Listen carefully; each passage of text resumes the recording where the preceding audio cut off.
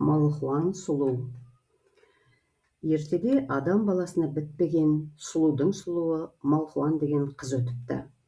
Сол қыз тумастан 60 жыл бұрын алып күштің әмірімен Малхуанның суреті жер-жердегі бүкіл хандыққа таратылыпты.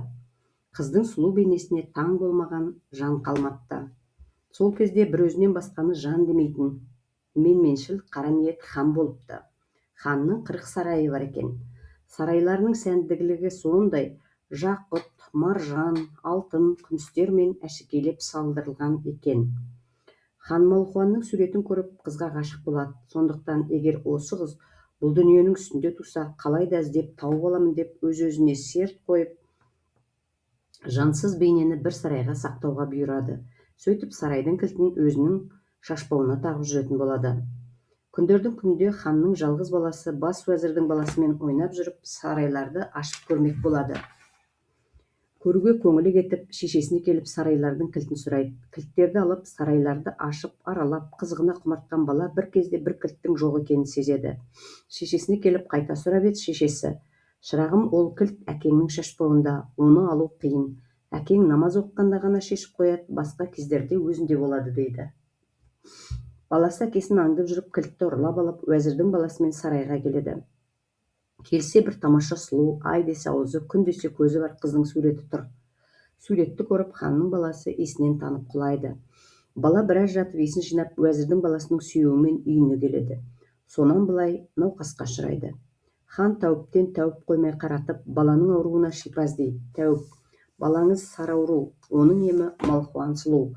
Сол қызды тауып балаңызға қоссаңыз, балаңыз жазылады. Қазір ол қыздың туғанына 8 жыл. Ол Шыңғырлы деген тауда тұратын Дәуіт дегеннің қызы еді» дейді.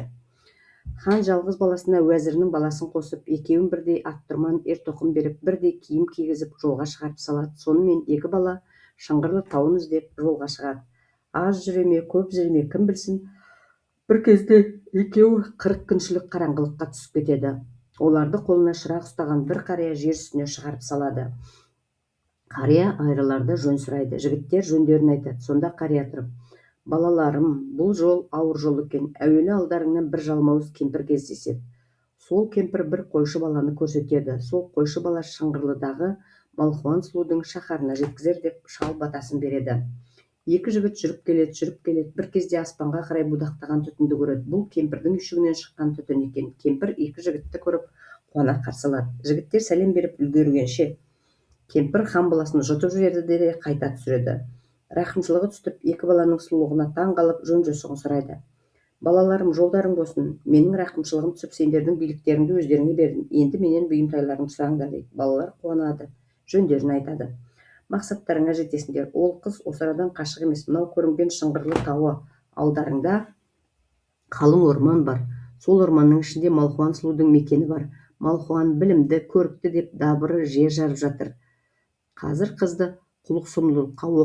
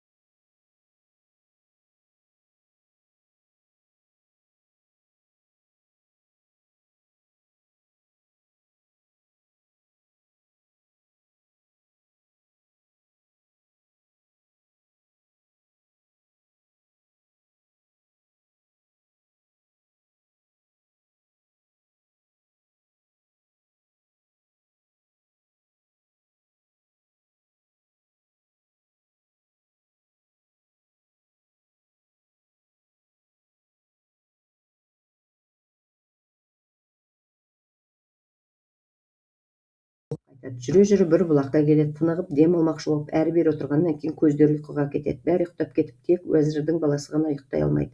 Бір кезде теректің басына қонған қос қарға адамша сөйлей бастайды. Бірінші қарға: пай-пай, хан баласының сұлуын-ай, бірақ өмірінің қысқасын-ай дейді. Екінші қарға: неге дейді. Сонда бірінші қарға тұрып: неге дерің бар ма? Оның әкесі Малхуанға ғашық. Баласын құрту үшін әкесі әрекет жасап отыр. Хан баласының үйінде өзі үйреткен тұлпары бар екен. Әкесі сол тұлпарды улап баласының алдынан жіберіп өлтірмек көрінеді. Осыны хан баласына жеткізген кісі тізесіне дейін қара тас болсын дейді.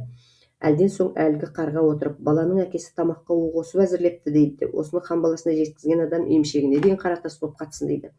Пай-пай, хан баласына төніп тұрған қауіптің жаманын-ай, үйінде өзімен бірге өскен мысығы бар екен. Әкесі оның да үстін улаған екен. Бала оны ұстамай отыра алмайды ғой деп айтады да ұшып кетеді.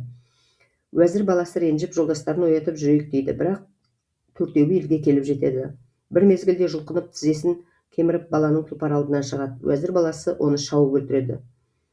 Хан баласы жолдастың мұндай жайсыз қылығына ішінен ренжісе де досын сыйлағандықтан үндемейді. Бұлар үйге келісімен хан тойдың жабдығына кіріседі. Екі қызды бөліп сарайға сыйлайды. Тамақ әзір болады. Уәзір баласы әкелген дәмнің күн талқанын шығарады. Кеш болады, төртеуі бір бөлмеге жатуға келіседі. Бір мезгілде маң-маң басып келе жатқан мысықты уәзір баласы шабамын деп салып қалады. Қаны шашырап Малхуан сұлуға тамады. Тамған қанды сорып алмақшы болып ұмтыла бергенде хан баласы оянып кетеді. Сен де мені күндеп жүр екенсің ғой, әкеме айтып дарға астырам деп әкесіне айтып шағым етеді. Ойбай әке, өзім ұйықтап жатқанда мына уәзірдің баласы Малхуанды сүйіп жатыр екен, енді мұны жоқ қылу керек дейді. Хан дарды әзірлетеді. Дар түбіне барша халық жиналады. Уәзір баласы өлерін біліп, енді мынағы басынан кешкен жайларды әңгімелеп, қарғаның айтқанын жыр ете бастайды. Соны айтқанда өзі қара тас болып қатып қалады. Жолдасының адалдығын біліп, хан баласы уәзірге келіп: не істесеңіз де қолыңызда мына айып менен деп жылайды. Уәзір хан баласының екі көзін ойып алады да домалақ тасты арқалатып қоя береді.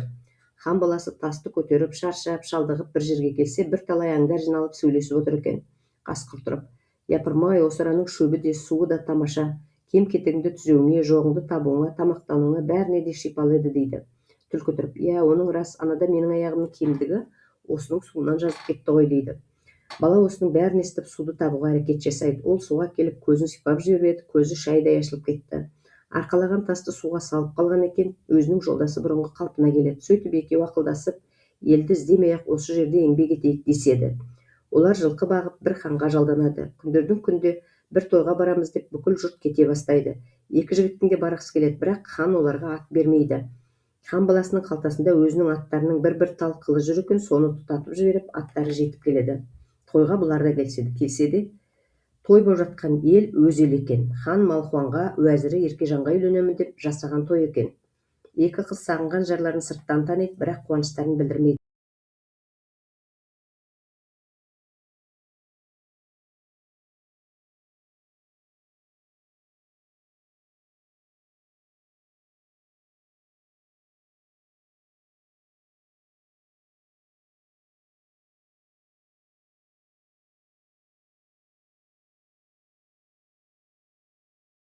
Өздерінің сүйген жарларына қосылып, барша мұраттарына жетіпті.